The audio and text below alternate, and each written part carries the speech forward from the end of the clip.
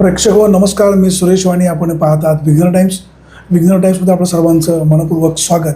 आपल्यासोबत कायद्याचे अभ्यासक ॲडव्होकेट विजय भिकाजी कुऱ्हाडे विघ्नर टाइम्सच्या स्टुडिओमध्ये आज आलेले आहेत. आपण त्यांचं मनपूर्वक स्वागत करूया. जिल्हा परिषदेच्या निवडणुकीच्या धामधुमीनंतर त्यांनी आता प्रत्यक्षात स्वतःच्या व्यवसायाकडे सुद्धा लक्ष केंद्रित केलेलं आहे. प्रामुख्याने सगळ्यात महत्त्वाचा विषय म्हणजे आज आपण त्यांच्याशी ज्या गप्पा मारणार आहोत, जुन्नरचे अपक्ष आमदार शरददादा सोनवणे यांच्या अपात्रतेसंदर्भामध्ये त्यांनी जे काही अर्ज केलेला आहे, तक्रार केलेली आहे, तो विषय नेमका काय आहे. आता शरददादा सोनवणे अपक्ष निवडून आले हे सगळ्यांना ठाऊक आहे.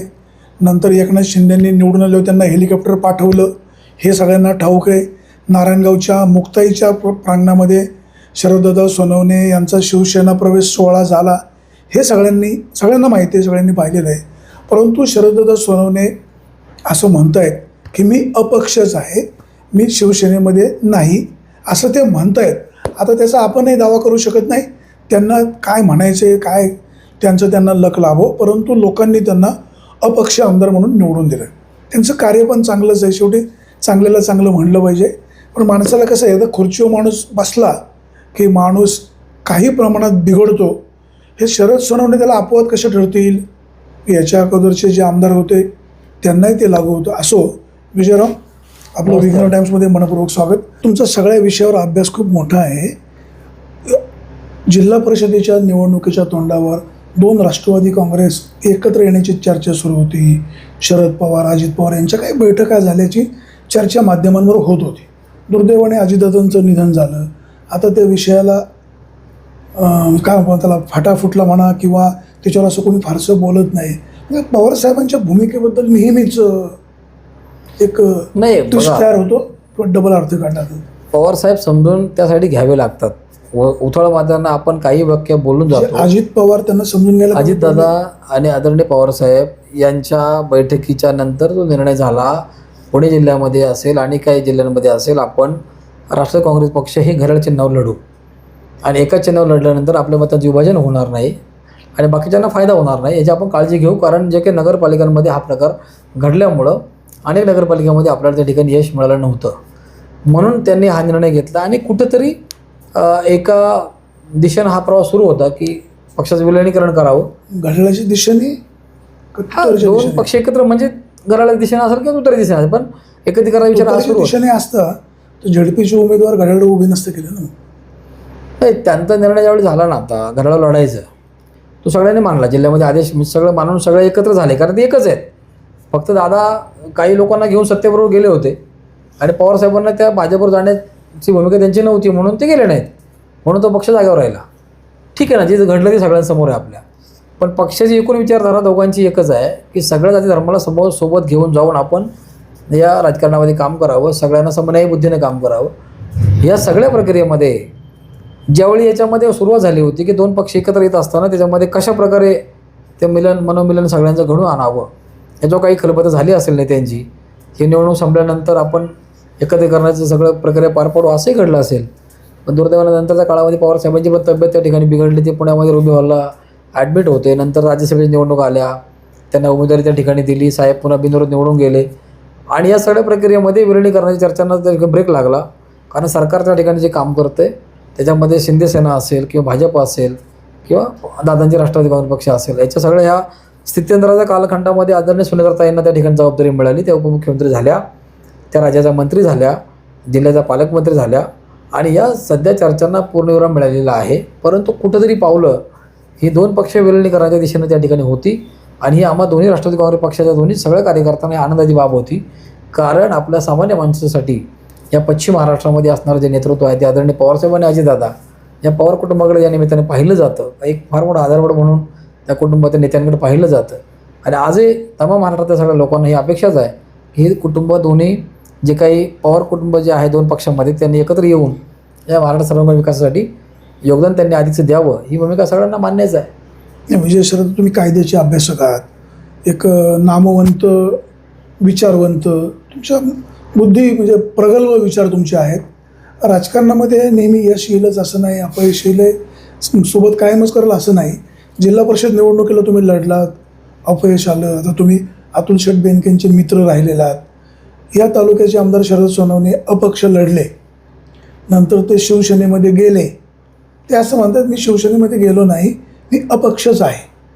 त्यांची आमदारकी जावी या संदर्भामध्ये तुम्ही तक्रार अर्ज केलेला आहे. तो विषय नेमका कुठपर्यंत आलेला आहे आणि कायद्यामध्ये नेमकी तरतूद काय आहे त्या विषयावरनं सोशल मीडियावर किंवा वेगवेगळ्या प्लॅटफॉर्मवर चर्चा होते. कधी कधी समोरची मंडळी त्याचं मार्केटिंग करतायत. कायदा नेमका काय सांगतो? म्हणजे बघा, लोकसभेच्या निवडणुकांच्या नंतर विधानसभेच्या निवडणुकांमध्ये ह्या सगळ्या आघाड्या, सगळे सरकारमधले घटक, तिकिटांच्या वाटपाचा तिढा, त्यानंतर जागा कोणाला सुटणार, या सगळ्या परिस्थितीमध्ये लोकसभेला जी आदरणीय पवारसाहेबांच्या विषयी आणि उद्धवसाहेब ठाकरेंच्या विषयी सहानुभूती लाट त्या ठिकाणी होती किंवा लोकांनी ॲप्रिशिएट केलं की हे पक्षाचे खासदार निवडून आले पाहिजे, आधीचा निकाल त्यांच्या बाजूने लागला. पण विधानसभेला अशी परिस्थिती निर्माण झाली की कुठल्या तालुक्यामध्ये आता ह्या आदित्यदादा पवारसाहेबांचा पक्ष राष्ट्रवादी असेल किंवा शिंदे सेनेचा पक्ष असेल किंवा भाजप असेल, या तिघां पक्षांपैकी कोणत्या एका पक्षाला जागा सुटणार आणि अर्थात ती जागा विद्यमान आमदार म्हणून आदरणीय अतुल शेठ बेनके साहेबांना ती संधी त्या ठिकाणी घराळ्याकडनं पक्षाकडनं मिळाली. आणि प्रबळ इच्छुक असणारे आदरणीय शरददादासुद्धा त्या ठिकाणी इच्छुक होते आणि आदरणीय दादांनासुद्धा उमेदवार त्या ठिकाणी नक्कीच महाविकास आघाडीकडनं मिळाले. या पार्श्वभूमीवरती ज्यावेळी त्यांना आदरणीय शरददादांना कुठल्याच पक्षाकडनं उमेदवारी मिळाली नाही किंवा ती शक्यताही मिळण्याची नव्हती, त्यावेळेला त्यांनी लढण्याचा मनसुबा त्या ठिकाणी मनामध्ये ठेवला. त्यांनी अनेक प्रकारच्या आश्वासनांच्या खैराती केल्या, अनेक वल्गना केल्या, त्याच्यावरती आपण वेगळं बोलू. अनेकांना त्या ठिकाणी अनेक आश्वासनं दिली आणि एक टेम्पो तयार केला की आता मीच काय या तालुक्याला तारणहार आहे. आणि राष्ट्रवादी काँग्रेस पक्षाच्या मतांचं विभाजन, एकूण सगळी परिस्थिती आणि रिक्षा चिन्हावरती ते आपण पाहिले उभे राहिले, त्या ठिकाणी ते मत घेऊन निवडून नाही आले. निवडून आल्याच्या नंतर विधिमंडळामध्ये, म्हणजे ज्या कायदेमंडळामध्ये आपण कायदे करतो, जो कायद्याचा मंडळाचा सदस्य म्हणून त्या ठिकाणी निवडून गेलेला आहे, त्यांना कायदा कळू नये. म्हणजे इतकं मोठं दुर्दैव या शिवजन्मभूमीचं आहे.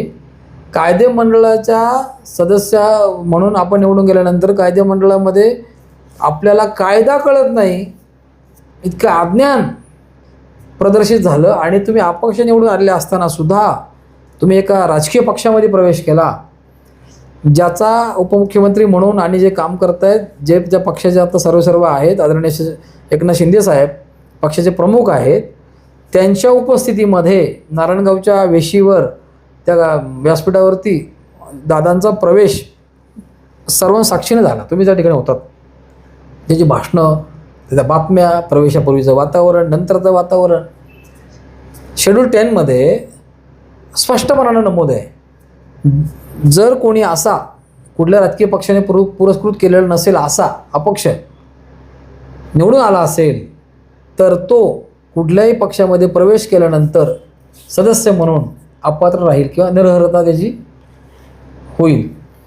मग इतकं सगळं क्लिअर असताना तुम्ही जर अपक्ष निवडून आला असाल तर तुम्ही सरकारला पाठिंबा देऊ शकता. बाहेरून सरकारमध्ये तुम्ही राहू शकता, बाहेरून सरकारचा पाठिंबा. जसं की बच्चू कडू साहेब होते, जे सरकारमध्ये गेले पण ते अपक्ष म्हणून होते आणि अपक्ष म्हणून ते मंत्री पण झाले. तसं तुम्हाला सरकारमध्ये जाता येतं, सरकारला पाठिंबा देता येतो, but you cannot be a part of party. तुम्हाला पक्षाचा घटक होता येत नाही. आणि घटक म्हणजे काय, हे या शिरूर लोकसभेचे संपर्क प्रमुख, जिल्ह्याचे प्रमुख, अशी अनेक पदे यांच्याकडे शिवसेनेची त्या ठिकाणी आहेत. आणि मग ज्या वेळेला मी विधानसभा अध्यक्षांकडं यांच्या सगळा एक कायद्याचा अभ्यासक म्हणून ज्यावेळी ही गोष्ट आपल्या लक्षामध्ये येते की हे चुकलेलं आहे, ही लोकांना मूर्ख बनवत आहेत. ठीक आहे, तुम्ही काय सांगाल की मला डेव्हलपमेंट करायची, निधी पाहिजे, म्हणून मी सरकारसोबत गेलो. सरकारला पाठिंबा द्या ना, सरकारला तुमची गरज असेल तर तुमचा पाठिंबा ते घेतील ना, तो काही प्रश्नच नाही आहे. पण तुम्ही पक्षामध्ये एका प्रवेश केलेला आहे आणि कायदा असं सांगतो की अपक्षानं पक्षात प्रवेश केला की त्याची सदस्य अपात्रता ही ठरलेली आहे. असं कुठं झाले का अंमलबजावणी कुठल्या राज्यात वगैरे? सुप्रीम कोर्टात जजमेंट आहे त्याच्यामध्ये. तेलंगणामध्ये 10 आमदार अपात्र झालेले आहेत. पश्चिम बंगालच्या तिकडे त्या ठिकाणी 2 आमदारांच्या बाबतीत तसं घडलं होतं. ते आम्ही सगळं जोडलेलं आहे कोर्टामध्ये. त्यांनी कुठं अपील केलं किंवा काय झालं का? आमदारकी गेलीच. हां, आमदारकी त्यांची गेली. हो, गेली की आमदारकी गेली. आणि गवई साहेबांचं सुप्रीम कोर्ट जजमेंट आपण जर पाहिलं, अवलोकन केलं तर ते सेम पॅरलल त्याचा रेशो आहे. आमदारकी जाईल. जायलाच पाहिजे. आम्ही दाखल केलेलं आहे ते प्रकरण. त्याच्यामुळे ते आता लपायचा छपायचा प्रयत्न करतायत, पळवाट शोधतायत. ते त्यांच्याकडे आता मार्ग नाही आहे काही. मुळात विधानसभा अध्यक्षांकडे ज्यावेळी आता सुनावणी पार पडली त्यावेळी त्यांनी तांत्रिक मुद्दे काढले की आमच्या अर्जामध्ये ॲफिडेविटवर सह्या नाही आहेत, एकाच पानावर सही आहे, शेवटच्या सगळ्या पानावर पाहिजे, असं काहीतरी सेक्शन आपल्या 6(4)(6)(2)मध्ये जे काही अबाउट फायलिंग द पिटिशन जे काही म्हटलेलं आहे त्यामध्ये एरर होते. एरर ते शोधले आणि त्यावर त्यांनी महिनाभर वेळ त्या ठिकाणी घालवला. पण आम्हाला हायकोर्टानं आम्ही ज्यावेळी पिटिशन फाईल केलं होतं की सुप्रीम कोर्टच्या गाईडलाईनप्रमाणे याची बाबतीमध्ये निर्णय तातडीने होणं आवश्यक आहे. तुम्ही कोर्टामध्ये गेलात की ते आम्ही प्रथम विधानसभा विधानसभा अध्यक्षांकडे यांची अपात्रता ह्या खाली करा म्हणून आम्ही दाखल केलं. विधानसभा अध्यक्ष त्यावरती 4-6 महिने काही काम नव्हते करत. मग आम्ही हायकोर्टमध्ये टाईम बाउंडसाठी पिटिशन फाईल केलं की विशिष्ट वेळेमध्ये ह्याचं कामकाज संपवा, अशा डायरेक्शन तुम्ही विधानसभा अध्यक्षांना द्या. मग सुप्रीम कोर्टाच्या निर्णयाचा हवाला देऊन उच्च न्यायालयानं विधानसभा अध्यक्षांना सांगितलं की तुम्ही याच्यामध्ये 3 महिन्यामध्ये निकाल याच्यामध्ये करा, निर्णय करून टाका. सध्या स्टेटस काय? मग त्या 10 मार्चपर्यंत याची मुदत होती. परंतु यांनी इंटरव्हेन केलं की याच्यामध्ये यांनी याच्यामध्ये ॲडिशनली सबमिशन ऑब्जेक्शन फाईल केलं. ऑब्जेक्शन की याच्यामध्ये ह्यांच्या तक्रार अर्जामध्ये याचिकेमध्ये काही त्रुटी आहेत, ह्याच्यावर यांची याचिका फेटाळून टाका. मग त्यावर सुनावणी पार पडली. विधानसभा अध्यक्षांनी निकाल दिला की असल्या एररमुळं आम्हाला ती याचिका फेटाळता येत नाही, यांची अपात्रता याचिका फेटाळा म्हणून तुमचा जो अर्ज आहे तो नामंजूर करण्यात येत आहे. आता मेरिटवर तुम्ही याच्या बाबतीमध्ये पुढच्या 1 महिन्यात तुमचं लेखी म्हणणं मांडून आपल्याला याच्यावर सुनावणी पुढे न्यायची आहे. त्यामुळे याचा सुनावणीचा वेग हा हायकोर्टाच्या याच्या निर्णयामुळं हा सतत राहणार आहे. किती दिवसात निर्णय घेणं बंधनकारक आहे? आम्हाला अपेक्षा आहे की याच्यामध्ये सुनावणीमध्ये जे काही आता क्रॉस आणि एव्हिडन्सला मॅटर जेवढं येईल 1-4-6 महिन्यामध्ये हा विषय संपायला पाहिजे. काही पळवाट काढली जाऊ शकते? नाही, पळवाट हा सूर्य हा जयत राहते ना. तुम्ही पक्षप्रवेश केला आहे काय नाही सांगायला त्यांना वेळ द्यायचा आहे. नाही केला आम्ही, केलं आहे होय अपात्र, एक्सक्यूज नाही याच्यामध्ये काही वेगळं याच्यामध्ये उत्तर नाही. आणि आता याचा राग ते लोक करतायत मीडियावर, माझ्यावर हे करतात, सोशल मीडियावर तुमच्यावरती एक टीका ते होते. बोलतात ते असे टीका करणारे कायदा समजून घेत नाहीत. नाही, त्यांनी इथं बोलण्यापेक्षा ते न्यायालयात बोलावं. व्यक्तिगत प्रेम करावं.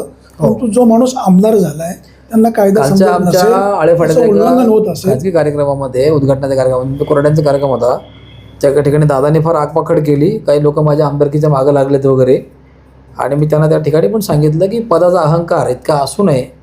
दुसरी गोष्ट, तुम्ही कायद्याचे अभ्यासक असाल तर तुम्ही कायदा जर मोडला असेल तर ते कोणालाही शिक्षा होईल, मोडला नसेल तर तुम्ही घाबरण्याचं काही कारण नाही. तुम्ही घाबरताय म्हणजे तुम्ही कायदा मोडला हे मान्य करताय.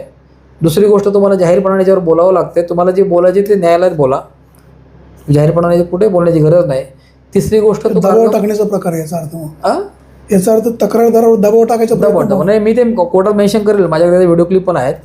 मी ते कोर्टात मेन्शन करून त्याचं व्यवस्थित त्यांना तिकडनं मला जे काही करायचं ते करेल.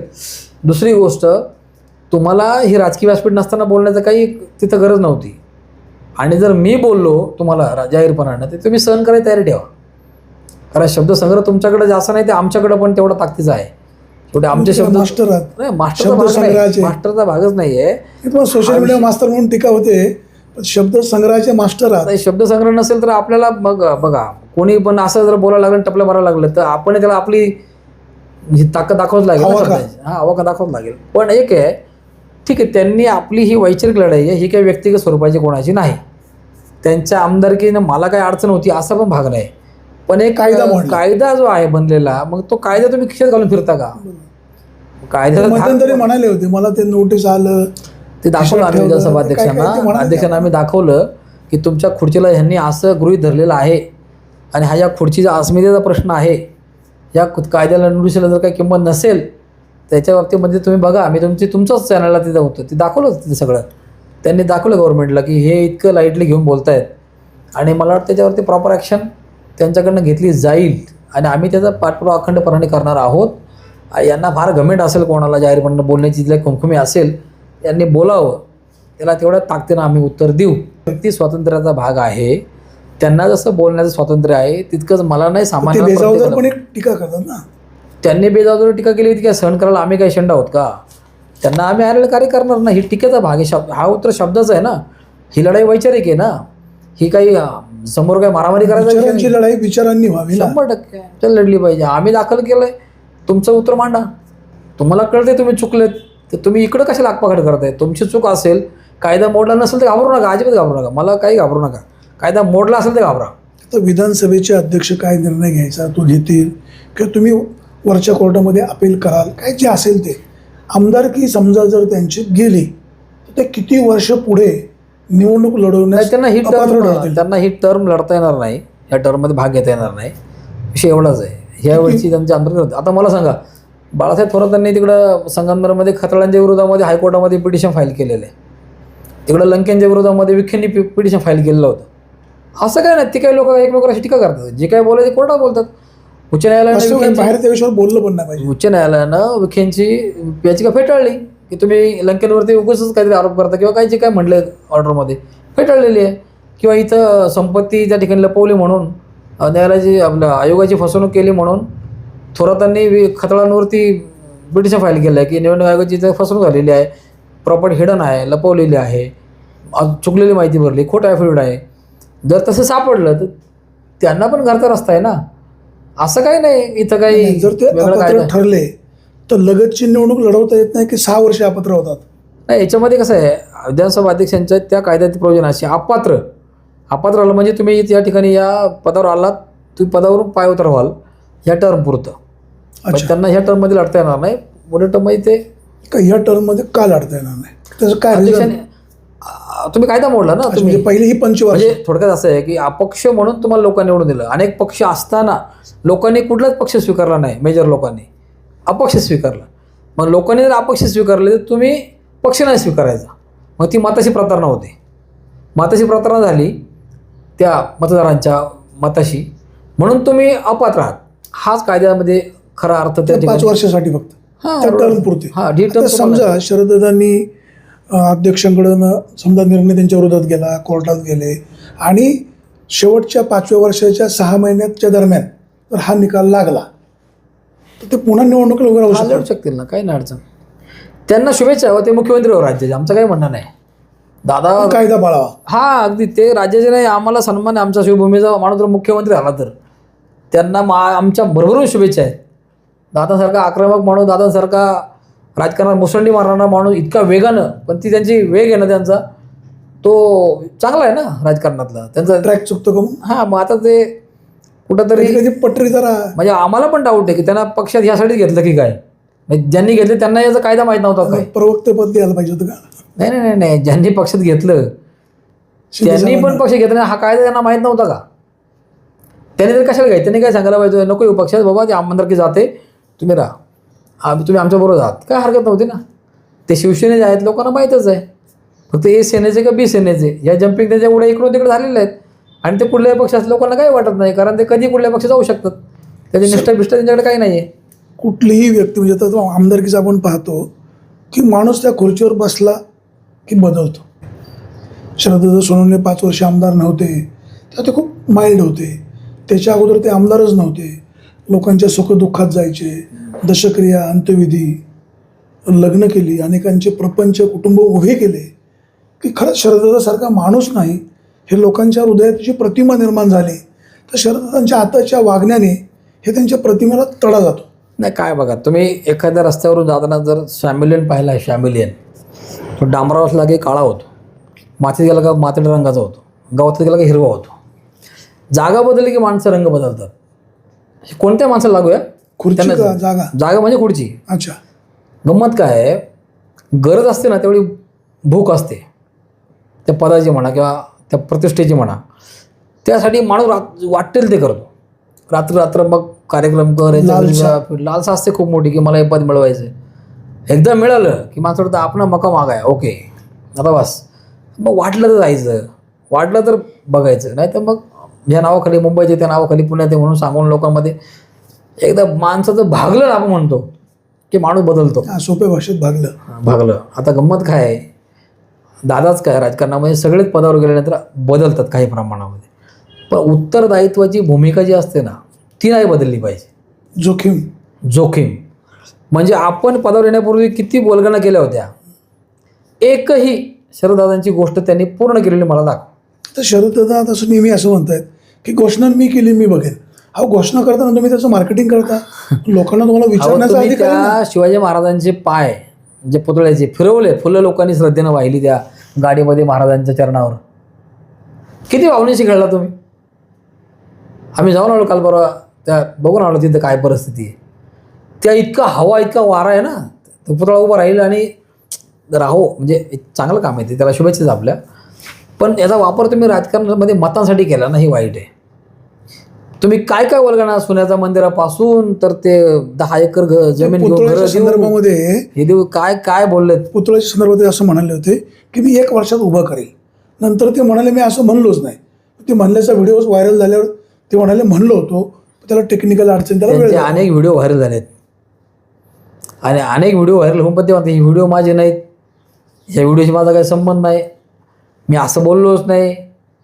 हे सगळं लोकांनी ओळखलेलं आहे.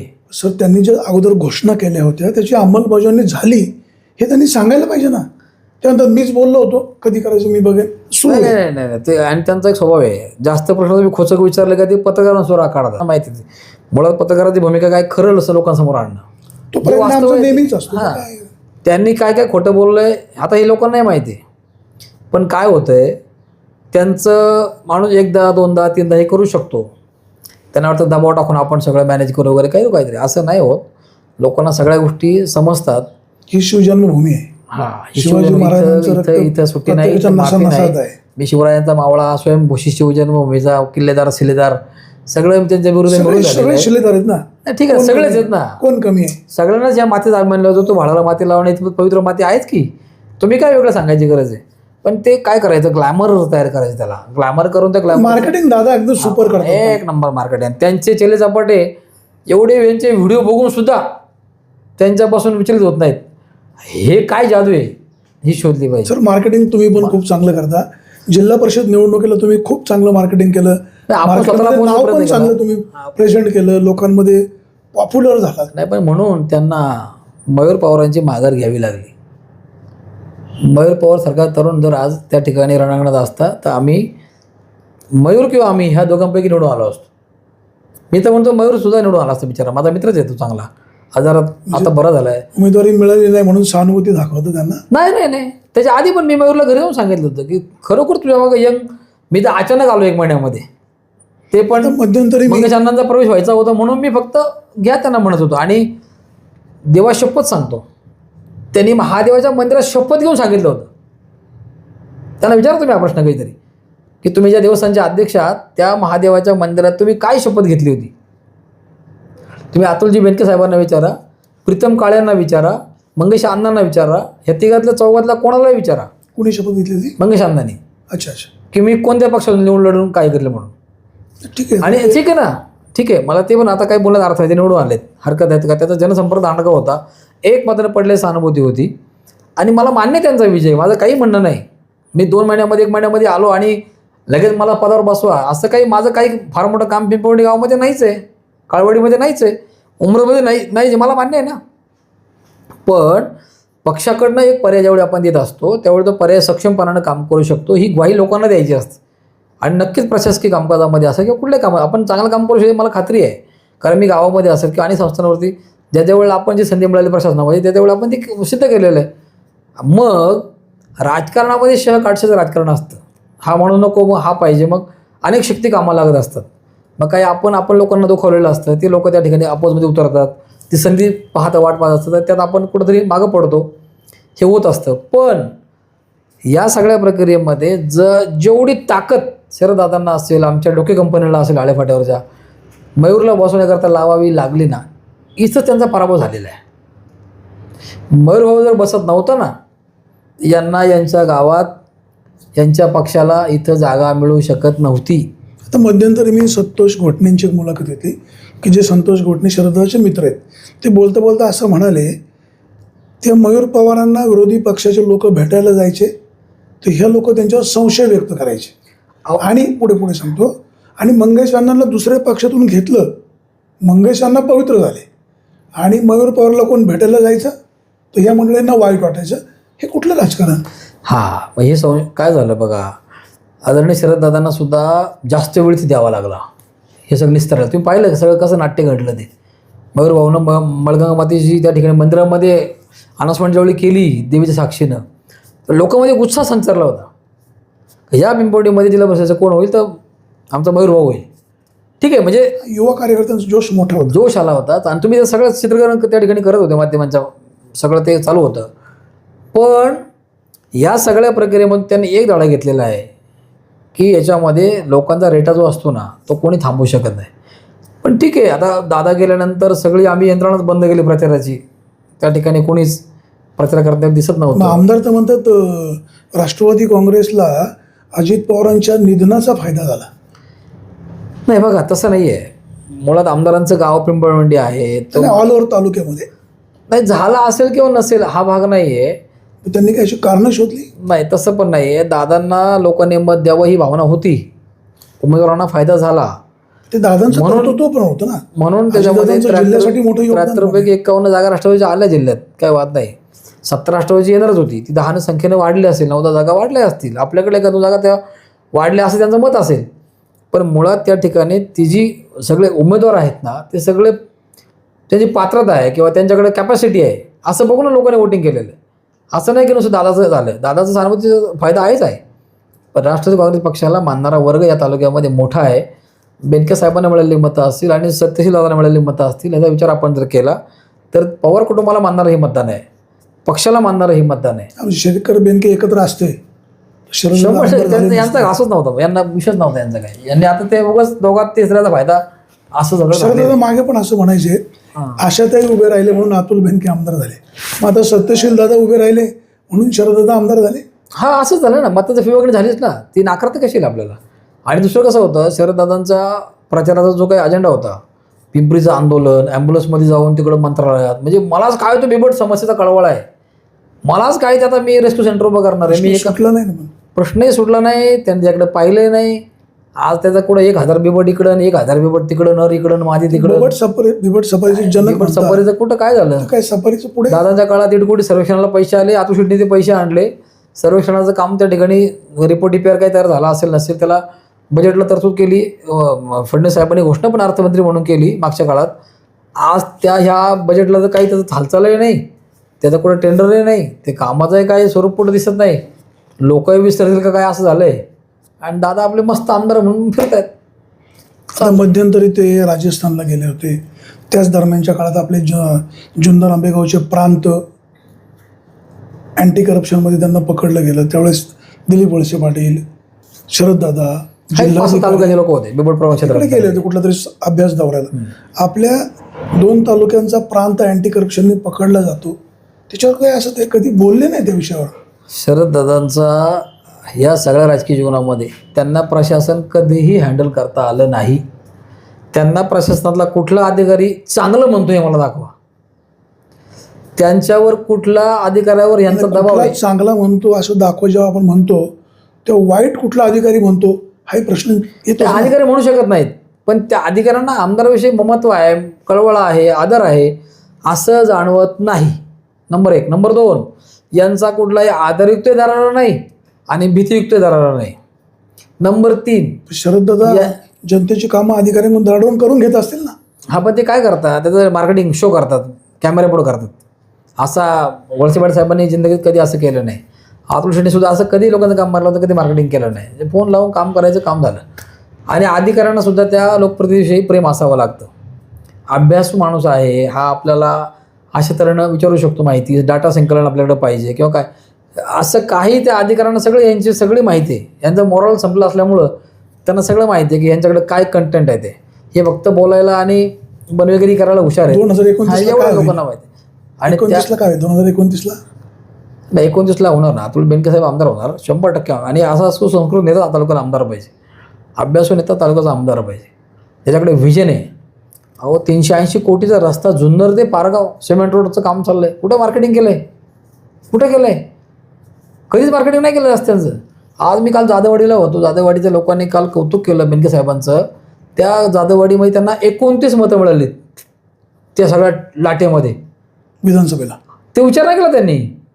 आज त्या गावात जाऊन बघा तुम्ही, 50 लाखाचा रस्ता, 15 लाखाचा रस्ता. गावच्या चारही बाजूला सगळं सिमेंट काँक्रीट झडपीत पण दाखवून दिलं निवडणुकीत. आणि त्या सगळ्याचा फायदा त्यांना जिल्हा परिषदेमध्ये लोकांनी भरपूर मतदान त्या ठिकाणी केलेलं आहे. मग मला एक सांगा तुम्ही, ही सगळी काम करण्याची त्यांची जी पद्धत आहे, त्यांची जी स्टाईल आहे, त्यांच्याकडे जो अभ्यास आहे, शांतपणे ऐकून घेण्याची जी क्षमता आहे, निर्णय करण्याची क्षमता आहे, खोला हो, चांगल्याला चांगला आणि वाईटला वाईट, नाहीला नाही म्हणण्याची जी कॅपॅसिटी आहे ती फार मोठी आहे. म्हणजे ते गलबलून गेले होते दादा ज्यावेळी गेले, तेव्हा त्यांना असं कळलं की राजकारण का करायचं आपण. पण सुनेत्राताईंनी त्यांना बोलून घेऊन धीर दिलं, सांगितलं की अतुल शेठ आम्ही आहोत, तुम्ही लोकांसाठी आपल्याला काम करायचं. आणि आज पुढे नव्या तडफीनं ते आज बारामतीला प्रचाराला गेलेले आहेत. त्यांच्याकडे फार मोठी जबाबदारी या पुण्यात जे मतदार सगळे राहत आहेत बारामतीचे, यांच्या संपर्कात आहेत किंवा जे काही लोक आहेत, त्यांना सगळ्यांना मतदानाला घेऊन जाऊन मतदान घडवून आणण्याच्याकरता जी काही मोठी जबाबदारी बेनके साहेबांनी टाकलेली आहे, त्यासाठी आज ते बारामतीमध्ये प्रचार सभेच्या निमित्तानं गेलेले आहेत. मला सांगा, जो माणूस आजही लोकांमध्ये प्रवाहीपणानं काम त्या ठिकाणी करतायत आणि काही नाही, कुठं शायनिंग नाही, कुठं टोलेबाजी नाही, कुठं शेरीबाजी नाही, साधेपणानं लोकांमध्ये जायचं, केलं ते सांगायचं, चांगलं आहे ते बोलायचं आणि आपलं राहायचं. फार कुठंतरी काहीतरी शो शायनिंग करायची, वल्गना करायची आणि भाषणामध्ये टाळ्यामध्ये काहीतरी जोरदार पल्लेदार वाक्य बोलायची, या खितेजावरून त्या पटलावरून या भानगडीत, ते काही ते कधीच सांगत नाही. असं त्यांच्याकडे असले फालतू शब्द त्यांच्या डिक्शनरीत नाहीत कधी. चांगलं बोलतात. राजकारणी माणूस प्रत्येकाने आपापल्या स्टाईलनी राजकारण करत असतो. देशाला स्वातंत्र्य मिळून 75 वर्षापेक्षा अधिकचा काळ झाला. आपल्या जुन्नरचा पश्चिम भाग किंवा इकडे कोपरे मांडवे, पिण्याच्या पाण्याचा प्रश्न सोडवता आला नाही. म्हणजे वल्लभ शेठ आमदार होते, जांभर शेठ होते, आता अतुल शेठ मध्यंतरी होते, शरददादा 5 वर्ष होते, आता पुन्हा शरददादा आमदार आहेत. आपल्या नारायणगावचे खासदार डॉक्टर अमोल कोल्हे दुसऱ्यांदा खासदार आहे. हे काय त्यांचं फेल्युअर का तिथं टेक्निकल काय प्रॉब्लेम आहे? हे बघा, तुम्ही 2 गोष्टी वारंवार ऐकल्या असतील. एक म्हणजे दाऱ्या घाटाची निर्मिती आणि नंबर 2 म्हणजे MI टँकची निर्मिती.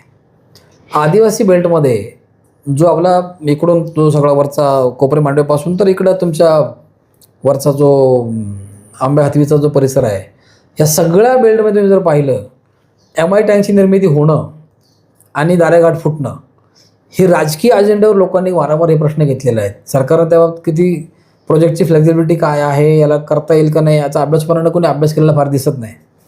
उन्हाळ्याचे 2 महिने ह्या लोकांना दरीतून खोऱ्यातून पाणी आणून घरी आणावं लागतं. पण याचा सगळा विचार करून केंद्र सरकारनं जी काही योजना आणली होती, हर घर जल, काय ती मोदी साहेबांनी योजना आणली होती, नल से जल. आता ते त्याचा बोजवारा कसा उडाला आहे. नुसते पाईप कसे येऊन पडलेत, नुसते टाके कसे बांधून पडल्यात, हे तुम्ही सगळंच कव्हर केलेलं आहे. या कामांचा पाठपुरावा करून घेऊन ते काम मार्गी लावण्याची धमक, त्याचा ध्यास ह्या लोकप्रतिनिधी घ्यायचा असतो. आमचं छोटं उदाहरण तुम्हाला सांगतो. आम्हाला बेल्ले प्रादेशिकीच्या योजनेमध्ये जी गावं आहेत, उंबरज खामंडीपासून आमची जी गावं इकडे येतात पाणी, येडगावचं पाणी आम्ही आणेपटरला पण जातं. जिल्हा परिषदची विशेष वेगळी योजना आहे पाण्याची पुरवठ्याची ह्या गावांसाठीची. त्या आदरणीय बाळासाहेब दांगड साहेबांच्या काळामध्ये ती योजना कार्यान्वित झाली. त्यानंतरच्या कालखंडामध्ये अव्याहतपणे सुरू आहे. ती आता फार जुनी झाली, तिची मोडकळीस त्या ठिकाणी आली. पण आदरणीय अतुल बेनके साहेबांच्या काळामध्ये त्या प्रस्तावाला 100 कोटी रुपयांना मान्यता मिळाली. आज त्या योजनेला सरकारच्या तिजोरीमध्ये त्याला जे पैसे ज्या टप्प्याने उपलब्ध व्हायला पाहिजेत ते होत नाहीत. आणि अक्षरशः आमची वडगावांपासून आळे फाटा असेल, बेल्ला असेल, राजुरी असेल, आणेपटरा भाग असेल, त्या पाण्यावर आमचं जीवन आहे. त्याच्यावरती आज 30 वर्ष जुनी योजना झाल्यामुळे ती खराब झालेली आहे. त्याला आता नवीनीकरण करणं गरजेचं आहे. 100 कोटी मिळालेत. पाईपलाईन टाकायचं काम चालू, टाक्या बांधून झाल्यात. ह्या आमदार महाशयांचं 0 लक्ष आहे त्या योजनेकडं. आज सगळ्या गावामध्ये लाईन टाकून झालेल्या आहेत. त्याला फक्त अर्थमंत्र्यांकडे किंवा मुख्यमंत्र्यांकडे जाऊन तो निधी रिलीज करून घ्यायचा आहे. त्या ठेकेदारांना ते पैसे द्यायचे आहेत, जेणेकरून आमची योजना आता कार्यान्वित होईल. या लोकांचं लक्ष नाही. हे यांचं फेल्युअर आहे. म्हणजे कामं या तालुक्यामधले प्रायोरिटीनं कोणती केली पाहिजेत, कुठली मंजूर आहेत, कुठली प्रलंबित आहेत, कुठली आररोड कामं झालेली आहेत, कुठली पूर्ण केली पाहिजेत. घोषणा करून नुसते निधी मी आणतो म्हणून चालणार नाही. त्याला निधी डायव्हर्जन करून एक काम पूर्ण करत पुढे गेलं पाहिजे. म्हणून श्रेयवादावर हे सगळं राजकारण चालू आहे. म्हणाले होते मी पठारावर पाणी घेऊन जाईल. हो, ते पाणी वेगळं, शेतीचं पाणी. पण हे पाणी त्यांनी नेलं ना त्यांनी पाणी. 100 कोटी योजना बेनके साहेबांनी मंजूर केली. दादाकडनं ती त्याला निधी करून दिला. त्यावेळी गुलाबराव पाटील जलसंपदा पाणी स्वच्छता मंत्री आहेत. पठार पाणी गेलेलंच आहे ते पाणी. पण त्या नव्या लाईन टाकून परत कॅपॅसिटी वाढवायची त्याची, का लोकसंख्या वाढली, 30 वर्ष अगोदर लोकसंख्या पठारावर पाणी कुठलं गेलंय? बिल्लभराचे पाणी गेलं की प्यायचं पाणीवरती. ते काय वल्लभ शेठ मुळच्या काळामध्येच गेलेलं आहे, नाही, दांगसाहेबांच्या काळात गेलं. गेलेलं आहे. प्रश्न माझा असा आहे की त्या भागातल्या शेतकऱ्यांसाठी उन्हाळ्यामध्ये अजिबात पाणी नसतं. आता सुद्धा ते भागामध्ये तुमचं लोकांना म्हणणं प्यायच्या काय आहे पाण्याची की गरज आहे. कोकणीच्या एकूण पाणी वाटपाच्या धोरणामध्ये जे पाणी संरक्षित करायला चतुर्थ पाहिजे, सुप्रीममध्ये मंजुरी मिळेल, मग सुधारित प्रशासकीय मान्यता ज्यावेळी त्याला होईल त्यावेळेला त्याला reserve quota 0.5%, 1%, whatever it may be, 1 TMC, अर्धा TMC काय जे असेल तो रिझर्व्ह करून आपल्याला ते ते होईल पाणी का नक्की? होऊ शकतं ना. मला सांगा, ज्यावेळी मागच्या टर्मला शरददादा आमदार होते, आता हा बारकाव्यानं अभ्यास किती लोकांना आहे मला माहीत नाही, पण माझं ऑब्झर्वेशन ज्यावेळी असं होतं की सीना खोऱ्यामध्ये, सीना म्हणजे कर्ज जामखेडचा भाग आहे, त्या ठिकाणी रोहितदादा पवार आमदार होते, या ठिकाणी शरददादा आमदार होते, तिथं विखे पाटील पालकमंत्री होते. त्या लोकांनी, विखे पाटील साहेबांनी जलमंत्री असताना तिथं पाणी रिझर्व्ह केलं आणि पाण्याचा टक्का कुठं वाढवला, पुढं द्या आवर्तन कालावधी वाढला, पाणी इकडचं 1-1.5 TMC पाणी तिकडे खाली जास्त लागलं. अरे पण जुन्नरला ते पाणी मिळू शकलं असतं ना, तो तिकडं त्या सुप्रमध्ये का वाढ केली? त्यावेळी हे महाराज झोपले होते, यांना यातला गंधही नाही, यांना याचा अभ्यासही नाही. आता यांचं मी काल RTI मध्ये मागितलं, त्यांनी जे सांगितलं ना की आम्ही जे आता हे मंजूर केलं आणि पुन्हा रद्द केलं, काय याचं जे स्थलांतर होतं कार्यालयाचं, इकडचं कुकडी हेड ऑफिस जे नगरला न्यायचं होतं, त्यांनी त्या पत्रामध्ये लिहिलं होतं की आमच्या ह्या बैठकीमध्ये आम्ही निर्णय घेतला आणि ते रद्द केलं, थांबवलं. आणि त्या बैठकीला शरददादा उपस्थित होते असं त्यांनी सांगितलं आपल्या इथल्या लोकांनी सगळ्यांनी. त्या बैठकीत इतिवृत्त मी मागितले आता RTI मध्ये. खरं काय लोकांना त्यात तुम्ही होते का लबाडी करता? आणि माझ्या माहितीप्रमाणे त्याला बैठकीला नव्हते, मला माहिती नव्हते, कदाचित असतील. हा नाही नव्हते, 100%. मी आणतो कागदावर सगळं, ते मी दाखवतो त्यांना काय ते. त्याच्या पुढची गोष्ट तुम्हाला सांगतो, शिवजयंतीच्या कार्यक्रमामध्ये त्याने किती करोड रुपये आणले आणि तो 5 कोटीचा निधी काय शासनाकडून प्रायव्हेट लिमिटेड जो पैसा आहे ना, इव्हेंट त्यांनी केला ना जो, त्याच्यामध्ये काय त्यांनी private काय केलं? सांगतो ना, त्यांनी त्यावर त्या अशा कार्यक्रमात त्यांनी फॅमिली डान्स करणं लोकांसमोर नाही, त्याचे ठीक आहे ना. आमदार आहेत, अहो, बरोबर. तालुक्यात आमदाराला कुठे नाचायची परवानगी नाही अशी, त्यांनी जपली पाहिजे त्या पदाची गरिमा. तालुका आपला काय असा हे नाही आहे, लोक बघतात ते सगळं. शिवजयंती भूमीमध्ये थोडासा आनंद घेतला शिवजयंती काय? ती शिवरायांच्या जल्लोषाशिवाय वेगळं काय होऊ शकत नाही इथं. मनोरंजनाच्या कार्यक्रमामध्ये 2 मिनिटं ठीक आहे स्टेजवर ना, फिरकले. त्याला किती करोड रुपये खर्च केले, त्याचं कसं बिलिंग केलं, त्याचे आडू किती पैसे खाल्ले, हे पण मी आणतो आता रेकॉर्डवर. तुम्ही गंभीर आरोप करताय. हा माहिती ना, मी कागदावर आणतोय, सांगतो तुम्हाला. मी यांच्याकडे माहिती मागितलेली आता की आपलं जे महाराष्ट्र राज्याचं पर्यटन संचालनालय आहे त्याने किती पैसे डिस्बर्स केले, कसे डिस्बर्स केले, काय नेमकं याच्यामध्ये ट्रान्झॅक्शन घडली, हे सगळं मला रेकॉर्ड माझ्याकडे येतं आहे. मी ते मागवलं आहे, ते सुद्धा मी आणतो. म्हणजे अनागोंदी किती आहे ह्या कारभारावरती, ह्या महाराजांचा किती अंकुश आहे, हे किती काळजीनं काम करतात. बेल्लाब्राज योजना कार्यान्वित करू शकत नाहीत, हे मोठे MI टँकचे कामं यांच्याकडनं होऊ शकणार नाहीत, ह्यांच्याकडनं पुतळा उभा राहू शकणार नाही, ह्यांच्याकडनं 10 एकर लोकांना घरे मिळू शकणार नाहीत. तुम्ही त्यांच्या यांना विरोधक आरोग्य असल्यामुळे असं म्हणणं नाही नाही नाही नाही, दाखवा ना. यांना कुठलं विमाचं यांनी लोकांचं काढायचं गाजर दाखवलं, ते होणार नाही. हे लबाड आहेत, हे मी जाहीरपणे सांगतोय. ह्याचं कारण असं आहे का तुम्ही जे केलं ना ते दाखवा. सलगपणानं 380 कोटी रस्ता अतुल बेनके साहेबांनी आणला, कुठंही मार्केटिंग केलं नाही. बिबट सफारीच्या दादा मागच्या वेळेला आमदार असताना 2242 कोटी रुपयांचा निधी आणला. सगळे महामार्ग त्यांनी अतिशय चांगले बनवले. हे पण वास्तव तुमची गल्लत होते वाण्यासाहेब. काय गल्लत? सांगतो तुम्हाला. बेल्ला जेजुरी महामार्ग नागपूरच्या अधिवेशनामध्ये वळसे पाटील साहेबांनी दादांनी जिल्ह्याचं जे प्रपोज्ड काम होतं म्हणून ते बेल्ला जेजुरी महामार्ग मंजूर आला. त्याला आमदार शरद सोनवणे यांचा काळीजही पत्र नाही, संबंध सुद्धा नाही. सगळा पाठवा वळसे पाटील साहेब, पांडुरंगजी पवार, त्या काळातले सगळे ते आपले पोपटराव गावडे साहेब, त्या धोंडीभाऊ शेठ आज नाहीत आपल्या हयात, धोंडीभाऊ शेठ पिंगट, बेल्ल्यातली ही सगळी मंडळी, यांना हा काठी पालखी महामार्ग होता, तो त्यांना रस्ता चांगला करायचा होता. हा सोनवणे साहेब आमदार व्हायच्या आधीपासून प्रपोजल होता. तो नॅशनल हायवे ऑथॉरिटीकडे आपण तो रस्ता इन्क्लूड करून घेतला, एक ॲडिशन केली. याचं कार्यालय कोकण भवनच्या बाजूला, मी तिथं कार्यालयात गेलो होतो पांडुरंग पवार साहेबांसोबत. तिथं तो रस्ता टाकला आतमध्ये, तो घेऊन त्याला निधी पडलेला आहे. आता तो निधी काय करतात, हे यांच्यामध्ये पकडतात, यांचा संबंध नाही. अष्टविनायकाच्या महामार्गांचं जाळं बनवायचं होतं. हे सगळं महामार्गांचं अष्टविनायकाची यात्रा सोपी व्हावी म्हणून आदरणीय अजितदादा मुख्यमंत्री, उपमुख्यमंत्री आणि विलासरावजी देशमुख ज्यावेळेला मुख्यमंत्री होते त्या कालखंडापासून अष्टविनायकाचं त्या सगळे प्रपोजल प्रोसेसमध्ये होतं. आणि त्याला मग ते टप्पे ठरत गेले आणि अष्टविनायकांचं जे काही सगळं परिसर सुधारणा आणि रस्ते महामार्गाचा विकासाचं काम होतं त्याला फंड्स मिळाले. यांच्या कार्यकाळात त्याला काय झालं, गती आली. It was already proposed. ह्यांनी कुठेही पत्र लिहिलं की आमच्या जुन्नरमधल्या लेण्याद्री आणि अष्टविनायक गोजरला तुम्ही हे द्या म्हणून. ते त्यांच्या कार्यकाळात घडलं. त्याला ऐका त्याला 500 कोटी अधिक निधी आला. तू यांची यादीत मिळवायचा. तुम्हाला गंमत वाटेल, निमगाव साहेबापासून येडगावपासून कारखान्यापर्यंत रस्ता मिळाला. यांनी काय केलं माहिती आहे का तुम्हाला? तो रस्ता मिळाला, मला वाटते हॅमचा रस्ता नाही, आय थिंक नाबार्डचा रस्ता होतो कती चोपन, मला माहिती आहे. हेड आता मला लक्षात नाही माझ्या. मी त्यावेळी सगळं जाऊन पाहिलं आम्ही तिथं. यांनी काय करायचं माहिती आहे का? निमगाव साहेबांनी निघायचं, उद्घाटन तिथं करायचं, पुढं उद्घाटन करायचं खोडदमध्ये, बोरवडीमध्ये, पुढे यायचं 14 नंबर उद्घाटन करायचं, पुढे यायचं एडगावमध्ये उद्घाटन करायचं, पुढे यायचं कारणाफाड्या उद्घाटन करायचं, पुढे यायचं जुन्नर तिकडे 12 अलीकडं काय अमरापूर तिकडे उद्घाटन.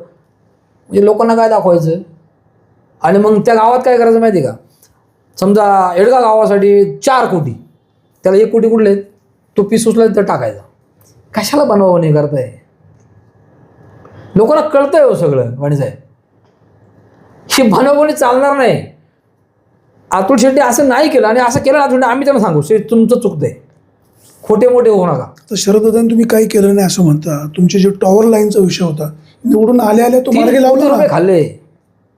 3 कोटी रुपये ह्या मध्यस्थांनी. त्याची नावं आम्ही त्यांना सांगितले होते की तुम्ही हे मॅडम हे सगळं केलं ना, म्हणजे शरम लाज बाळगा काहीतरी. खोटं असेल तर आम्ही तुम्ही सांगा आम्हाला, या शिवमातेच्या मंदिरात हात ठेवा फक्त, सांगा आम्ही 3 कोटी रुपये नाही खाल्ले. कोणी पैसे आणायला गेले तर बॅगा भरून ते सहित आमच्या घराकडे शूट आहे सगळं त्याचं. पण साहेब काय माहिती काय, एवढी मोठी कंपनी आहे ना, ते कंपनी परेशान झाली होती.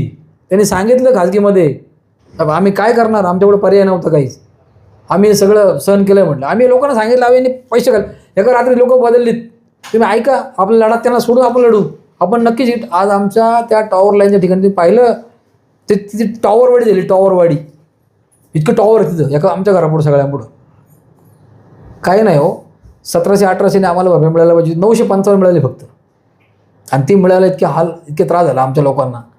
त्याला म्हणतात ह्यांनी काय, आणि येऊन काय म्हणायचं, माझा जीव गेला तर बेहत्तर होऊन देणार नाही. असा काय बदल घडला? तुम्ही सांगितलं का चला मोबाईलला चर्चा करायला पुण्याला जाऊ. ही बनवाबनवी साहेब.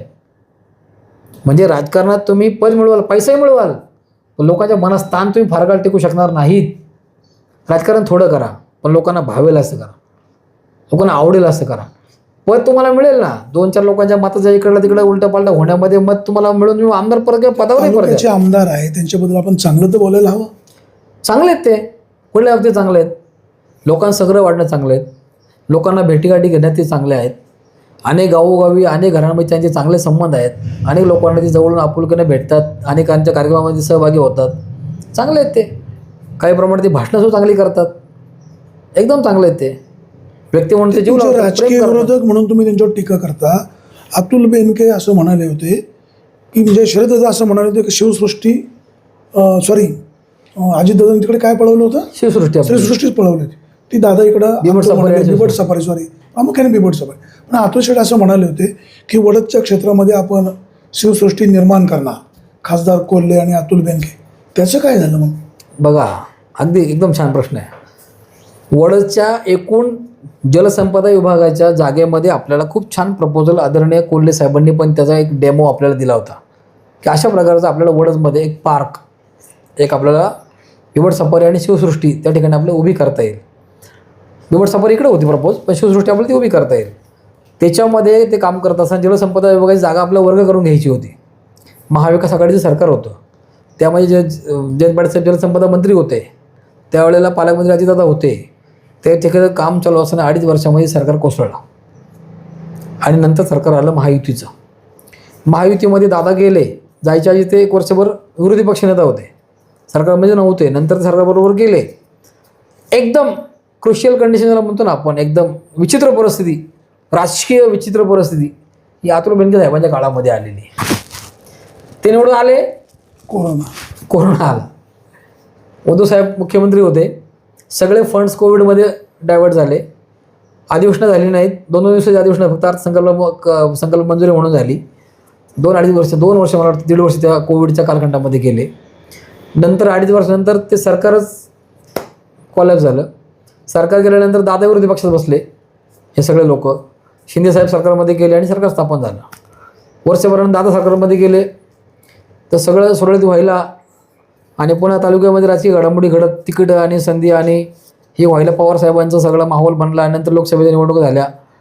5 वर्षामध्ये अतुल शेटनी 350 कोटी 3,300 कोटी रुपयाचा फंड आणला दादाच्या माध्यमातून. खरा चेलीवाडीच्या योजनेला गती दिली.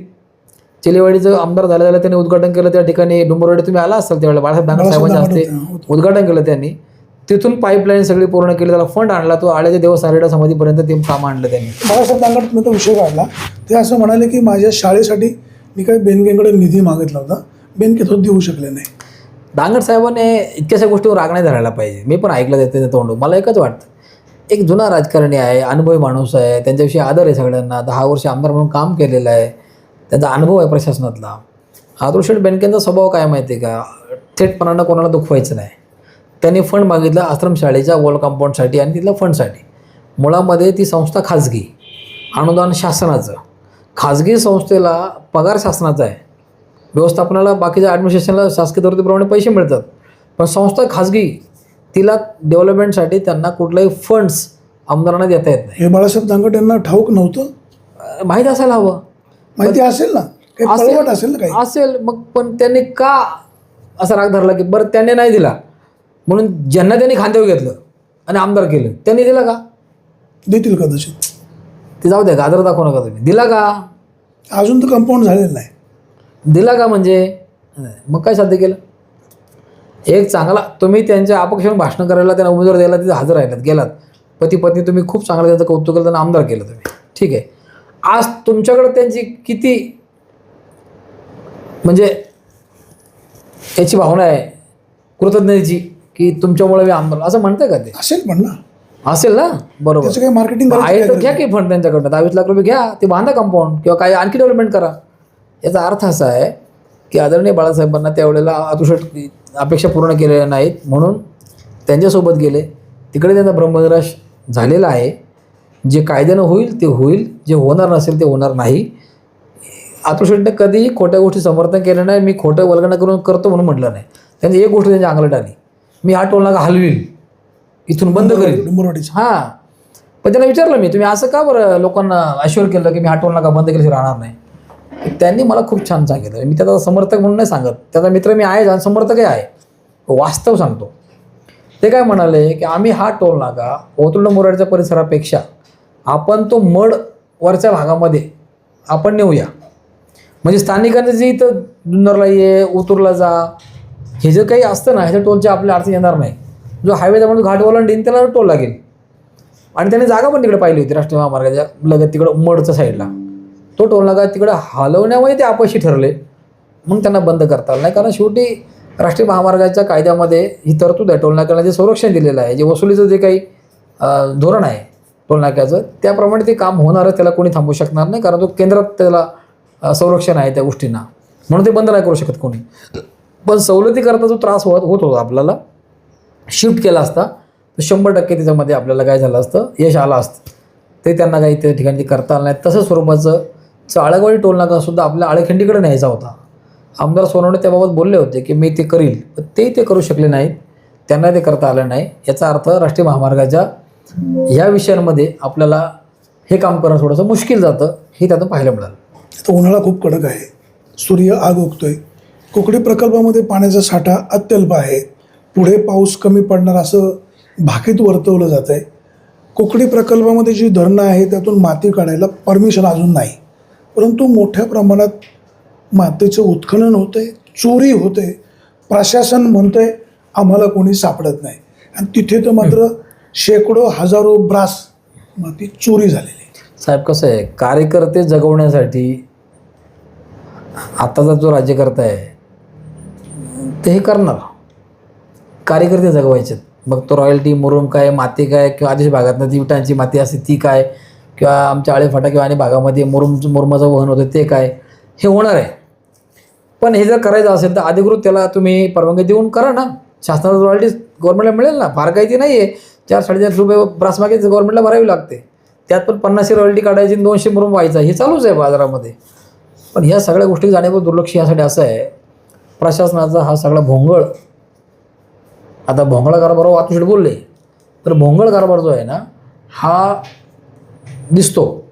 त्यामुळे ते पाणी त्याचं नियोजन, आज तुम्ही काल ते बातमीला वाचलं असेल, 26 TMCपेक्षा अधिकचं पाणी आता खाली जाणार आहे. म्हणजे एप्रिल मेमध्ये आपलं 26 TMCचं पाणी म्हणजे सगळं खाली करायचं, चिलेवाडी काढायचं. प्रकल्पात पाणीच तेवढं आहे.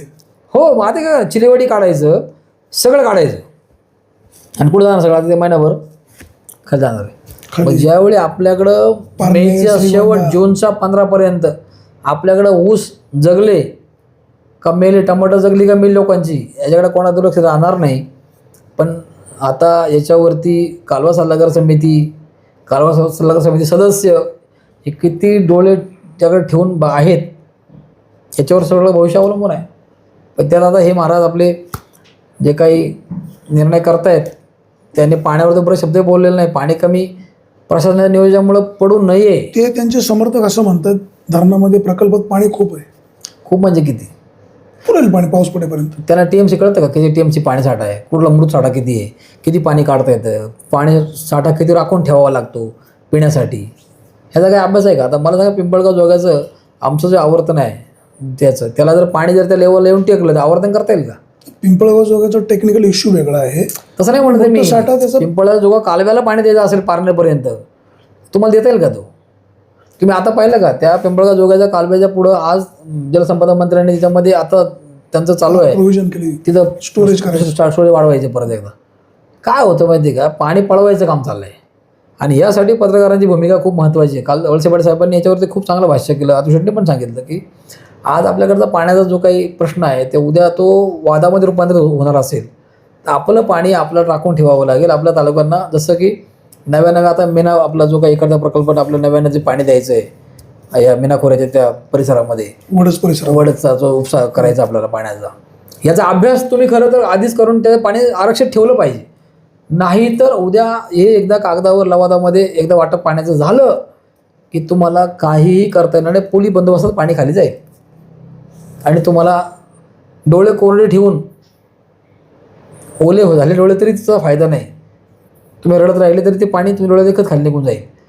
यासाठी आत्ताच्या लोकप्रतिनिधींनी पॉलिटिकली कुठलाही विचार न करता याच्या स्ट्रॉंगली वचक ठेवणं आणि ते राखून ठेवणं हे खरं मला वाटतं भविष्यकाळातलं आताचं आव्हान फार मोठं आपल्यासाठी आहे आणि याच्यावर कोणी बोलत नाही. शरद सोनवणे तुमचे राजकीय विरोधक आहेत, तुमचा पक्ष वेगळा, त्यांचा पक्ष वेगळा, अपक्ष, शिवसेना, जे काय असेल ते असेल, त्यांच्यावर तुम्ही टीका करणं साहजिक आहे. पण शरददादांचा विषय काढला की तुमची पण चिडचिड होते. नाही, चिडचिड नाही होत माझं काय म्हणणं आहे, त्याने ॲप्रिशिएट करावं जे चुकलं आहे ते, वास्तव स्वीकारा. पण त्याने असं कुठंतरी काहीतरी राग व्यक्त नाही करू. रागाने कशाने बोलताय तुम्ही विचाराने बोला ना. आपण ज्यावेळी तुम्ही मला 4 माणसांमध्ये किंवा एखाद्या सभेमध्ये एखादं स्टेटमेंट बोलाल, मला पण आत्मसन्मान आत्मस्वाभिमान आहे ना, मी पण माणूस आहे ना. मग तुम्ही तुमच्या चुका सगळ्या झाकून दुसऱ्याचा उघड करण्यासाठी वाटेल ते बोलाल तर ते आम्ही कसं सहन करू? माझ्या स्वभावात ते नाहीच आहे. कारण मला राजकारणातनं काही पैसे कमवायचे नाही तुमच्यासारखे. तुमचे रिसोर्सेस काय आहेत उत्पन्नाचे? त्यांच्यावर कर्ज आहे, दाखवा ना. तुमचं वॉलेट प्रोफाईल असेल तर दाखवा लोकांसाठी, ओपन करा एकदा. निवडणुकीच्या काळात ते दाखवलं ना. आयोगाला तुम्ही दिलं ना. तुम्ही आयोगाला दिलं म्हणजे उत्पन्नाचे मार्ग तुमच्याकडे नाही आहेत ना. मग तुम्ही ज्यावेळी हे सगळं सांगता तर तुमचं जीवनमान सगळं चाललेलं आहे व्यवस्थित. मग तुमचं राजकारणात पोट नाही नसेल, तुम्ही जर समाजसेवा लोकसेवा करत असाल तर मग आमच्याकडे तक्रारी काय येतात का शेतकऱ्या टॉवरमध्ये पैसे खाल्ल्याचे आरोप होतात? याचा विचार त्यांनी केला पाहिजे ना. अनेक अशा गोष्टी आहेत अनऑफिशियली की जे आपल्याला ऐकू येतात. पण ठीक आहे, राज्यकारभार करताना तुम्हाला जर चांगलं काम तुम्ही पुढे गेलं असाल तर लोक तुमच्याबरोबर राहतील.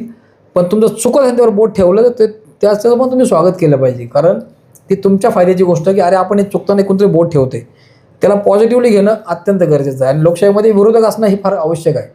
मलाही असलं पाहिजे, त्यांना असलं पाहिजे, सगळ्यांना असलं पाहिजे. पॉलिटिकली विरोधक हा काय करतो, त्या सत्तेवर असणाऱ्या माणसाला, पदर असलेल्या माणसाला जमिनीवर ठेवायचं काम करतो. आणि म्हणून लोकशाहीचं ते सूत्रच आहे, जेवढा ताकदीचा सत्ताधारी तेवढा ताकदीचा विरोधक असणं हे सदृढ लोकशाहीचं जिवंत लक्षण आहे. म्हणून काय वाईट वाटायचं काही कारण नाही ना. दादांचं माझा काही भांडायचा काय व्यक्तिगत स्वरूपाचं कुठलंच नाही आहे, कधीच नाही आहे. मला उमेदवारी मिळाली ज्या वेळेला जिल्हा परिषदची त्यावेळी मला माहीत होतं हे सगळे लोक माझ्यावर तुटून पडणार आहे, मला पाडण्यासाठी खूप प्रयत्न करणार आहेत. त्यांना शुभेच्छा दिल्या मी सगळ्यांना. मी लढलो की काय नाही प्रॉब्लेम. पण जी लोक माझ्याबरोबर होती त्यांचा विश्वास मला जो मिळाला आहे त्यांच्याकरता मी काम करणार आहे ना. ज्या 7-8 हजार लोकांनी मला तुम्ही मतदान केलं. जुन्नरकरांना किंवा तुमच्या मतदारसंघातील मतदारांना बिबट्या संदर्भामध्ये शब्द दिला होता. हो अगदी. बिबटच्या समस्येच्या संदर्भामध्ये एक गोष्ट चांगली झाली ज्यासाठी आम्ही लढत होतो की ह्या बिबटला श्रेणी 1मध्ये 2मध्ये आणा. 2मध्ये आणल्याचा फायदा असा आहे की शिक्षेची तरतूद कमी त्यामध्ये होईल पहिल्यांदा, आणि त्याच्यामध्ये तरतूद शिक्षेची कॉमन राहते पण त्याचं ही कमी होईल. काय कमी होईल? त्याला बंदोबस्त करणं सोपं जाईल आपल्याला. हा मुद्दा स्वतः खासदार अमोल कोल्हे साहेबांनी संसदेमध्ये खूप ताकदीनं मांडला, जी आम्ही तो प्रयत्न करत होतो. आणि त्याच्यावरती स्टेट गव्हर्नमेंटकडनं आता काही ओपिनियन्स किंवा फाईल्स मागवलेले आहेत, त्याच्यावरती अहवाल मागवलेला आहे आणि त्याच्यावरती काम ॲक्च्युली सुरू झालेलं आहे की बंदोबस्त कसा करायचा, काय करायचं. या आपले जे काही आता या 4,500 मेल त्या गव्हर्नमेंटला गेले आपल्याच्या माध्यमातून, त्याचा इम्पॅक्ट 100% झाला. मग आता जर त्याचं संसदेमध्ये त्याच्यावरती रेकॉर्ड सगळं आलेलं आहे, गव्हर्नमेंटकडनं त्यावर उत्तर आलेलं आहे, त्याची कार्यवाही सुरू झालेली आहे आपल्या अपेक्षेप्रमाणे, तर त्याला गती मिळण्याकरता आपण आता काय करू शकतो. जे आपलं वात लावायचं म्हणतो ना आपण, एखादी गोष्ट सुरू करायची सुरुवात करून दिली ती आपण करू. म्हणजे आपला थोडा भाग आहे त्याच्यामध्ये, फार नाही, आपण छोटे आहात फार. पण खासदार साहेबांनी आणि एकूण बिबट प्रवंशातल्या सगळ्या खासदारांनी याचं समर्थन केलं. आणि मग त्याचा हे सुरू झालं की अरे हा this matter is very serious matter. मग त्याचा भाग म्हणून हा राजस्थानचा जो दौरा आहे ना, राज्य सरकारनं जो आयोजित केला होता, म्हणजे त्यामध्ये विखे पाटील साहेब होते, अमोलजी खताळ होते, शरददादा होते, वळसे पाटील साहेब होते, हे सगळे लोक दौरा करून बिबट समस्येवरती त्या राजस्थान राज्यामध्ये कसं त्यांनी मास्टर कंट्रोल त्यामध्ये आणलेलं आहे त्याच्यावरती तर अभ्यास करायला त्या ठिकाणी ते गेले होते. तो त्याचा एक भाग आहे. म्हणजे त्याला कुठेतरी फलनिष्पत्ती त्याची आता पाहायला मिळते. आणि ते सगळं होत असताना आपल्या जो अजेंडा होता, आपला जो व्ह्यू होता, तोच त्या ठिकाणी साध्य होताना दिसतोय. त्यामुळे आमचे 4,500 मेल गव्हर्नमेंटला गेले त्या कॅम्पेनमधून. मला वाटतं ही फार मोठी अचिव्हमेंट आहे. 4,500 लोकांनी नोंदी त्या ठिकाणी रेकॉर्ड नोंदवल्यात. आपल्या विभागाचे खासदार सभागृहामध्ये भाषण खूप छान करतात, परंतु ते लोकांमध्ये समस्या सोडवताना कधी दिसत नाही. लोकांची नाराजी पण आहे. आणि साहेब बघा, तसं नाही आहे. त्यांच्या बाबतीमध्ये एक गोष्ट डोक्यात ठेवून चला, क्रीम लेवलला काम करणारा माणूस ग्राउंड लेवलला ते काम करत नाही, करणार नाहीत. रोज दशक्रियेला येऊ शकत नाही. नाही असं पण निवडणुकीला उभं राहताना जर यावेळेस ते असं म्हणाले होते, जर मी निवडून आलो तर प्रत्येक तालुक्यात एक कार्यालय असेल, मी निवडून आल्यावर आहे की कार्यालय? मालिकेत सिनेमात काम करणार नाही. वाणी साहेब बघा, एखादा अभिनेता त्याचा मूळ पिंड अभिनयाचा आहे. तो जर आपल्या संसदेतलं कामकाज करून, उत्तम काम करून जर अभिनय करत असेल तर वाईट म्हणायचं काही कारण नाही. आज महात्मा ज्योतिबा फुलेंच्या 200व्या पुण्य जयंतीच्या वर्षाच्या निमित्तानं त्यांना देशाच्या पातळीवर त्या समितीवर नियुक्ती त्यांना केलेली आहे. मला वाटतं त्यांच्या आयुष्याला मी सकाळी त्यांना व्हॉट्सअपवर शुभेच्छा दिल्यात की तुमच्या कारकिर्दीचा हा सोनेरी पदर आहे की तुमच्या आयुष्यामध्ये महात्मा फुल्यांच्या जीवन कार्याला जन्माला आज 200 वर्षे पूर्ण होत आहेत. त्यानिमित्तानं देशभर त्यांचं महात्मा फुल्यांचं जे समाजकार्याच्या बाबतीमध्ये जी काही प्रसार त्याचा करायचा किंवा जे इव्हेंट तुम्हाला करायचे त्यात तुम्हाला भूमिका बजावायला मिळते. याच्या इतकं मोठं काम, मोठं तुमचं नशीब दुसरं कुठलं असू शकत नाही. कोल्हे साहेबांचं अभिनंदन. कोपरे मांडव्याची जनता पाण्याने होरपळते, म्हणजे पाण्याविना होरपळते. खासदार साहेबांनी ते गाव दत्तक पण घेतलं होतं. त्या लोकांच्या व्यथा काय, अडीअडचणी नाही काय? बघा, तुम्ही एखादा दौरा तर करायला हवा. तुम्ही त्या गोष्टीमध्ये मला वाटतं आला होता का नाही मला माहिती नाही. मी स्वतः होतो त्यांच्याबरोबर. आपण कोपरे मांडव दौरा ज्या वेळेला केला, अंकुश डांबले होते. त्याच्यामध्ये त्यांनी त्या MI टँकच्या बाबतीत प्रस्ताव केला होता. अधिकारी आणले, त्याला त्या ठिकाणी सगळं अंमलबजावणी. स्टेट गव्हर्नमेंटली फंड्स नाही दिले विरोधी विचाराचा खासदार म्हणून. त्यांना DPTCने किती पैसे मिळतात, त्यांना सरकारकडनं किती पैसे मिळतात? नाही ना. आज तो इतर अडचण आहे, इग्नोरन्स आहे त्यांचा सगळा. त्यांच्या कागदांना आज त्या ठिकाणी निधीचं म्हणलं की हे करतात ते, म्हणून त्या भागाचा दौरा नाही करत. हो, पण आज लोकांना काय पाहिजे? सोल्युशन पाहिजे. मग सरकारमध्ये ज्या ठिकाणी आपण नसू, जिथं आपल्याला जुजबी स्वरूपाचा न्याय मिळतो, आज तिथं भांडण्याशिवाय पर्याय नाही आहे ना. भूमिका तुमची पक्षाची वेगळी आहे, सरकारची विरोधी भूमिका आहे, मग त्याला मर्यादा येतात आणि म्हणून त्यांना अडचणी येत आहेत. पण तो माणूस अनभिज्ञ आहे किंवा त्याच्या बाबतीमध्ये अनास्था आहे असं नाही. बघा, तुम्ही काही खासदार पाहिले का तुम्ही? आपण काही कला क्षेत्रातनं खासदार घेतो, काही अमोल कोल्हे राज्यसभेवर काम करतात. एक लक्षात घ्या सर, अमोल कोल्हेंचं काम चांगलं आहे. ते बोलायला हुशार आहे, जनतेबद्दलचे प्रश्न त्यांना पटकन समजतात. परंतु काही प्रश्न असे आहेत का ते सोडवले पाहिजेत. समजा ते तालुक्यामध्ये येत आहेत. आता मध्यंतरी ते बबनराव थोरातांच्या वडिलांच्या वर्षश्राद्धाला वडिलांच्या कार्यक्रमाला त्या दिवशी ते अधिकाऱ्यांना घेऊन जर बसले असते, तालुक्यामध्ये कुठल्या कुठल्या भागामध्ये पिण्याच्या पाण्याची चणचण आहे, काही टँकर सुरू केलेत का, काय करता येईल का, एक आढावा आता बैठक घेऊ दिल्लीचं शकतो ना. अधिवेशन त्यांचं विषय अधिवेशन सुरू होतं का आपण पाहिलं नारी सन्मान जे विधेयक त्यांनी जे आणलं ते त्यासाठी ते दिल्ली त्या ठिकाणी खासदार साहेब होते. त्यानंतर त्यांनी तालुक्यात दौरा करून ह्या गोष्टी पाहिल्या पाहिजेत. ही 100% गोष्ट खरी आहे. जुन्नरखेड, आंबेगाव या तिन्ही तालुक्यांच्या आदिवासी पाड्यांची काय परिस्थिती आहे याच्यावरती ते नक्कीच मला वाटतं भेट देऊन सोल्युशन काहीतरी म्हणजे आढावा तर घेतीलच, ते करतील अशी मला खात्री आहे. पण त्यांना जसं अतुल अमोलची जोडी म्हणूनच्या कालखंडामध्ये सरकार त्यांच्या बाजूनं सरकार सत्तेमध्ये होतं तेवढं त्यांच्या कामाचा वेग बघा तुम्ही काय होता. आणि आज हे दोघं वेगळ्या भूमिकेमध्ये गेले, एक सरकारमध्ये आहे एक सरकारच्या बाहेर आहे, तर त्याला खीळ बसली. आणि त्यात ते खासदार आहेत, आता आमदार नाहीत, आता हे आमदार आहेत, हे अपक्ष आहेत. हे सगळ्या गोंधळामध्ये जनतेचं नुकसान त्या ठिकाणी कुठेतरी होताना दिसतं. आम्ही वारंवार म्हणत आलो की अतुल अमोल ही जोडी एकत्र येऊ द्या, तालुक्याचं भलंच याच्यामध्ये, याला दुसरं काही ह्या जोडीला कोणीच पर्याय ठरू शकत नाही, इतकं चांगलं काम हे लोक करणार आहेत. म्हणजे अमोल कोल्हे साहेबांनी, सत्यशील दादा किंवा अतुल शेठ हे तीन एकत्र असतील आणखी ताकदीनं तर तालुक्याला उंचीवर जायला आणि पुढे जायला काहीच अडचण नाही आहे. पण हे कधी कसं घडणार, राजकीय अजेंडे प्रत्येकाचे वेगळे होऊन गेलेत. त्यामुळं लोकांनी आशादायीपणानं आज कोणाकडं पाहावं, तर त्याच्यामध्ये पुन्हा लोकांना हाच पर्याय सापडतो की अतुल बेनके हे संयमीपणानं तालुका नेतृत्व करू शकतात, गावागावात वाडी वस्तीवर न्याय देऊ शकतात. आज आमदार नसतानासुद्धा 25 कोटीहून अधिक निधी त्यांनी तालुक्यामध्ये आजच्या मागच्या 15 आठवड्यामध्ये आणलेला आहे. हे मान्यच केलं पाहिजे ना. कुठं गाजावाजा केला का, कुठं आहे का बॅनरबाजी कसली. लोक आज सप्ताहाच्या कार्यक्रमाला जा, यात्रेच्या कार्यक्रमाला जा, लोक याचं कौतुक करतात की इतका संयम. पूर्ण वेळ पण आहे ना. नाही, वेळ पूर्ण असणं आणि नसणं पेक्षा कामाशी बांधिलकी जपत पुढे जाणं हे महत्त्वाचं आहे. आता वेळ आहे म्हणून आमदार असताना दर गुरुवारी जनता दरबार घ्यायचे. आता जर लोकांचा दरबार घेतला लोकांच्या व्यथा कळतील ना. आमदार नाही मग आता जनता नाही बघा आता कसं आहे, आता सध्याचा जो कालखंड आहे लोक त्यांना ते स्वतः लोक निवडणूक लागल्यावर सुरू करायचं असं का. नाही तुम्ही एक गोष्ट बघा, आज लोक बंगल्यावर येतात ना, घरी येतात, याच्यापेक्षा आज ते लोकांमध्येच येत ना डायरेक्ट.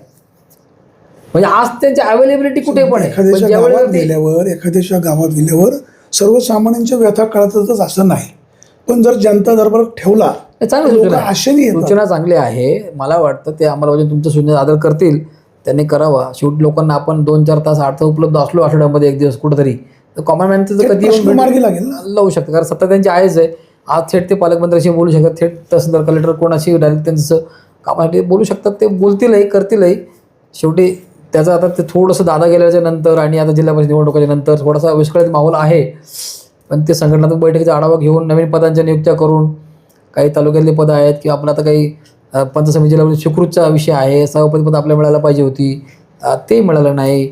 त्यामुळे थोडंसं त्याची बांधणी करण्याकरता त्यांना वेळ थोडासा आपण दिला पाहिजे, करतील चांगलं काम. श्रद्धा, आपली मुलाखत खूप वेळ चाललेली आहे. एक शेवटचा प्रश्न, जिल्हा परिषद निवडणुकीमध्ये तुम्हाला मतदारांनी नाकारलं, त्याची कारणं वेगवेगळे असतील, काय स्वीकृतची संधी मिळेल? ते नेते ठरवतील ना, आपण काय सांगणार. आपल्याला संधी दिली होती जिल्हा परिषद लढण्याची, आपण एवढं आलो असतो, पदावर असतोच आपण. स्वीकृत संधी दिली तर पदावर पण असणारच किंवा काम करू. आता समजा पार्टी धोरण काय आहे, अतुलशेठच्या मनात काय आहे, पक्षाला काय अपेक्षित आहे, एक जागा जुन्नरला मिळणार आहे का, हे सगळ्याच्या याच्यावरती अवलंबून असणारे अनेक इच्छुक आहेत. शेवटी सगळ्या मतदारसंघांचा तालुक्याचा बॅलन्स करायचा आहे.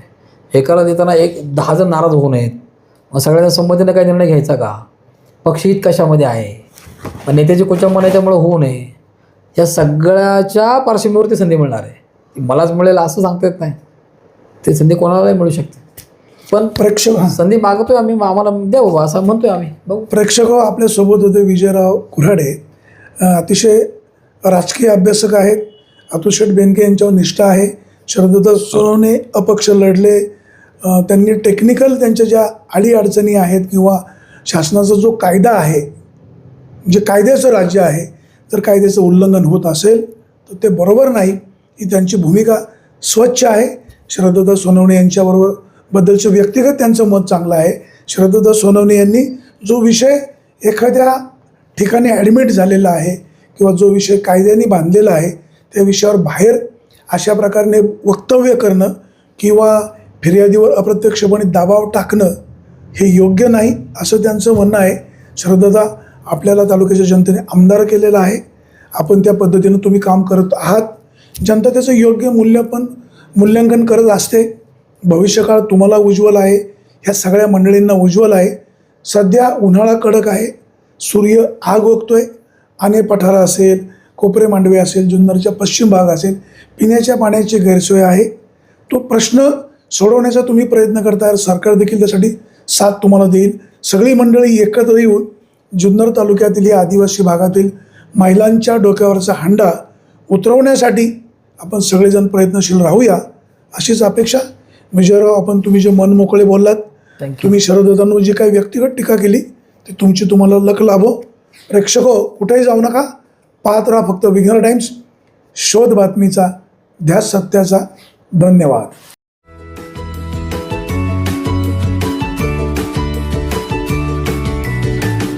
बातम्या शेतीच्या, बातम्या मातीच्या, बातम्या अन्यायाच्या, गुन्हेगारीच्या,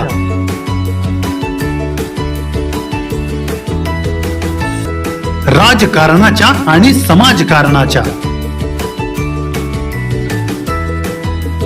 शोषणाविरुद्ध बुलंद आवाज, जनसामान्यांच्या हुंकाराची गाज, सत्कार्याला प्रोत्साहन, दुष्कृत्याला अनुशासन, निर्भीड, निस्पृह, सडेतोड, बेधडक आणि रोखटोक म्हणजेच विघ्नहर टाइम्स, शोध बातमीचा, ध्यास सत्याचा. आपलं चॅनल, आपली बातमी. सबस्क्राईब तर कराच, पण बेल आयकॉनवर क्लिक करायलाही विसरू नका.